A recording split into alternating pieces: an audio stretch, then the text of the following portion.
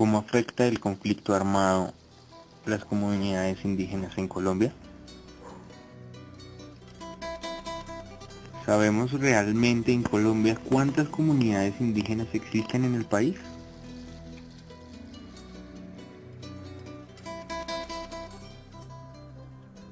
Según datos de la UNICEF, en América Latina existen actualmente 522 pueblos indígenas. Colombia está ubicado como el segundo país con mayor diversidad de pueblos indígenas en América Latina.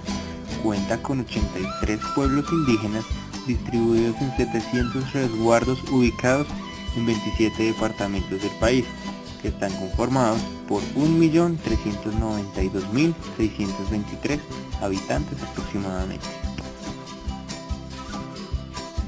En Colombia, los pueblos indígenas son tratados como sujetos de derecho.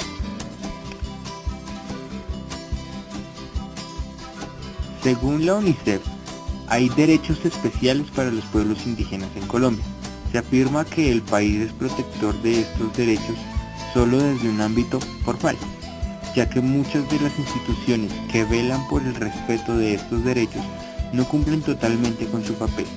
La Organización Nacional Indígena de Colombia, ONIC, manifiesta que el Ministerio del Interior y de Justicia, el Departamento Nacional de Planeación, el Ministerio de Defensa, el Departamento Nacional de Estadísticas, entre otros, solo reconocen un grupo de pueblos indígenas como reconocidos por el Estado, y que en el momento no existe ninguna cifra exacta por parte de estos organismos que dé una cantidad clara que honre la diversidad étnica de estos pueblos y su derecho a la distintividad.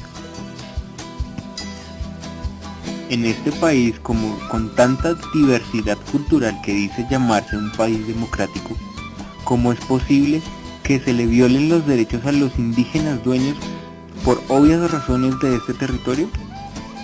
Desde la llegada de los europeos al continente en 1492, los indígenas tuvieron que adaptarse obligatoriamente a las leyes de estos, quienes reclamaron su tierra como propiedad de Europa. Mirándolo desde este punto, la vida de los indígenas no ha cambiado mucho desde hace 600 años. Siguen siendo blanco de injusticia e irrespeto de sus derechos como seres humanos y como indígenas. El Estado colombiano, en 1982, con el primer Congreso Indígena Nacional, notó que era evidente la necesidad de caracterizar a los indígenas, así que el Estado los marcó con la clase social de campesinos. Se crea la Organización Nacional Indígena de Colombia y esta comunidad acepta este reconocimiento por parte del Estado. Durante la época de los 80, se entra en una gran formalización de organizaciones indígenas de tipo regional que asisten a la Organización Nacional Indígena de Colombia. Este conjunto de organizaciones se convierten en mediadores con el Estado.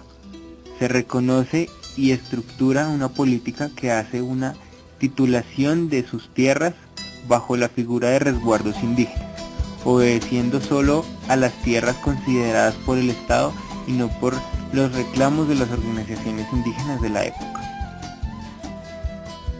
Si el Estado colombiano reconoce los derechos de los indígenas, ¿por qué estos son víctimas del conflicto armado? Es verdad que en Colombia toda la población es afectada por el conflicto armado, pero los que son más afectados son las comunidades indígenas y las comunidades campesinas del país. Esta grave situación humanitaria en el país afecta directamente con el desplazamiento forzado, la marginación y un fuerte daño ambiental al territorio indígena. Los enfrentamientos o combates entre las fuerzas del Estado y las guerrillas colombianas hacen que estas comunidades indígenas migren a las cabeceras de los municipios cercanos, incluso con mayor ocasión a las ciudades, dejando atrás las posibilidades de regresar a lo que es su hogar, su tierra y su vida. Ahora se ven inmersos en una especie de nuevo mundo para ellos, de la selva de vegetación, naturaleza y lo más importante, de vida, a una selva tanto un poco inerte de bullicio y concreto. Aunque la guerra en Colombia lleva más de 60 años, los pueblos indígenas del país solo hasta hace 4 años entran de manera significativa dentro del conflicto con la integración de sus territorios. Esto llevó a estas comunidades a un desplazamiento fuerte y una fragmentación de las organizaciones indígenas. Esta situación nos pone a reflexionar sobre el futuro de esta población, aunque ya pareciera común para nosotros ver familias indígenas enteras vagando por las calles de la ciudad. El conflicto armado ha sacado a muchas familias indígenas de sus vidas y ha terminado con las de otras. La Organización Nacional Indígena de Colombia sigue luchando por los derechos de sus pueblos, por no quedar en la impunidad, por recuperar tierras que son ancestralmente suyas. En cuanto a estos indígenas que ya viven en las ciudades, ya sea en busca de mejores oportunidades o escapando del conflicto armado, mantienen sus costumbres como los ingas del Alto Putumayo, que se mantienen con el mercado de sus medicinas y hierbas naturales.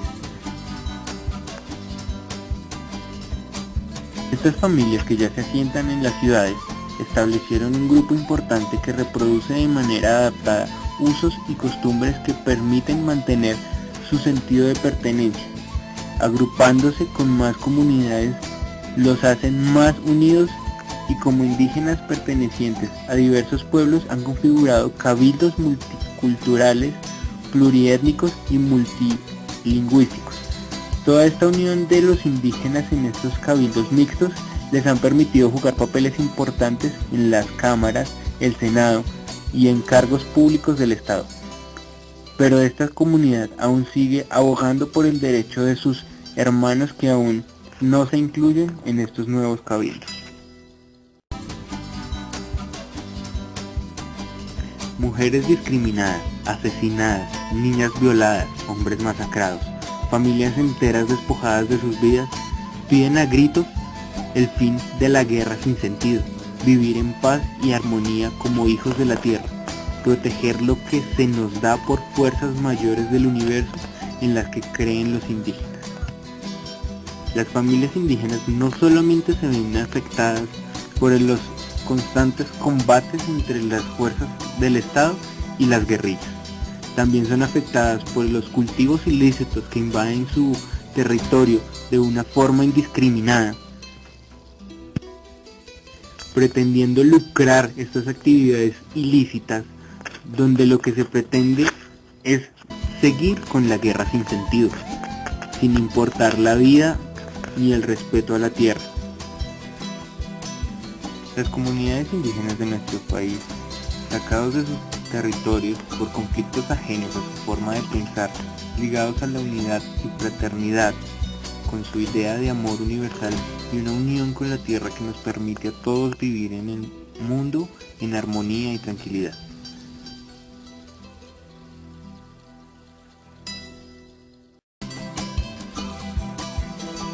La única tierra que nosotros tenemos y tenemos que defenderla, tenemos que liberarla y tenemos que seguirla conservando, porque la única herencia que nosotros le podemos dejar a nuestros hijos y a nuestra descendencia pues es la tierra, unos derechos y unas posibilidades y unas condiciones más dignas y llevaderas para seguir perviviendo en el tiempo y en el espacio como aquí.